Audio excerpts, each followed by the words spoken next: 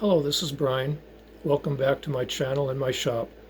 Today I want to talk to you about a problem with Farmall carburetors. It's no secret I rebuild quite a few Farmall carburetors. I do it at a pretty professional level. And there's a situation, an issue that I see quite frequently. I see it in the cores that come in, so I can see that that was a problem out in the field. And it's an issue that I guard against on the carburetors that I rebuild and sell. I'm going to show you what the issue is, and I'm going to show you the fixture, I may call it a jig, that I made to guarantee that this issue gets addressed on each and every carburetor that I sell. So let's go to the workbench and take a look. The problem comes up in the carburetors that use this float. Could be an M, Super H, Super M, and the list goes on and on. Many carburetors use this exact float. This is a brand new float. I'm going to focus on something, and I'm not saying that that is the problem, but these new floats are made overseas. Let's look at what the problem is. On my workbench this morning, I have a core. Now this is an M. It's what I'm going to rebuild. This is a very nice core. It's very rebuildable. And the problem is getting the float centered. It's somewhat difficult to get these floats centered, especially if you bend these trying to set the height of the float. Let me move a little bit here. There's not much room between the walls of the casting, both on the inner and outer, and the float. I don't know if these floats got a little bit bigger over time.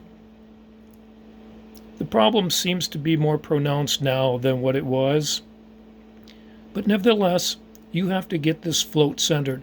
And I get a lot of cores in where you can see the float is not centered, and you can see the float is actually hitting and dragging on the sides of the casting. And then of course your fuel level isn't right when the float is sticky. Here's what we can do about it. The first test is just observation. Look straight down at the bowl. And look, you can see this one's fairly centered, and you can also see that there isn't a whole lot of room. What are you going to do to get that centered? I used to work at that maybe a little bit too hard, especially when you have ones that don't center up very well.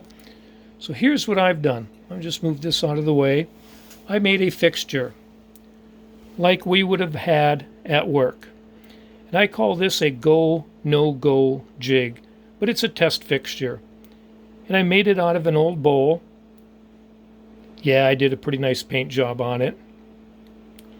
And there are 4 alignment pins, because you want a fixture that takes absolutely no tools, the way that we would have had on the assembly line at the factory, and a fixture that takes little or no training. So I took a bowl, ground it down, and watch what this does for me now. It's going to fit straight on. Let me bring this up here a little bit closer so I can work on it.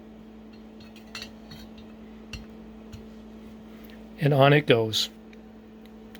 Now, with this jig, I can tell precisely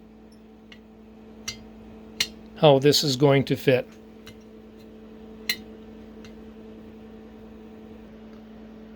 The jig fits perfectly on the throttle body.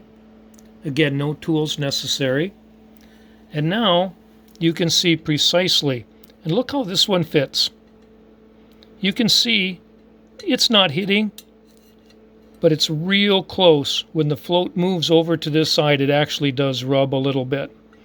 But that wouldn't be an issue, I don't think. For the most part, this float is pretty good. This core came in pretty nice. The other thing is, there is an adjustment on these floats where you can adjust how far down the float falls. And it's so it doesn't hit the bottom of the bowl when there's no fuel in the bowl. I don't think many people actually adjust that. And I don't think it really matters. But you can see here how this one is set I'm going to say incorrectly, but I don't think that it really matters. But this jig allows me to set that setting as well. So this is my tip. This is just a fixture I made, go, no go jig. And now with this, I can test each and every float that I ship out to absolutely ensure that it's perfect. Well, thanks for watching. I hope this tip and I hope looking at this jig which I have created helps you out.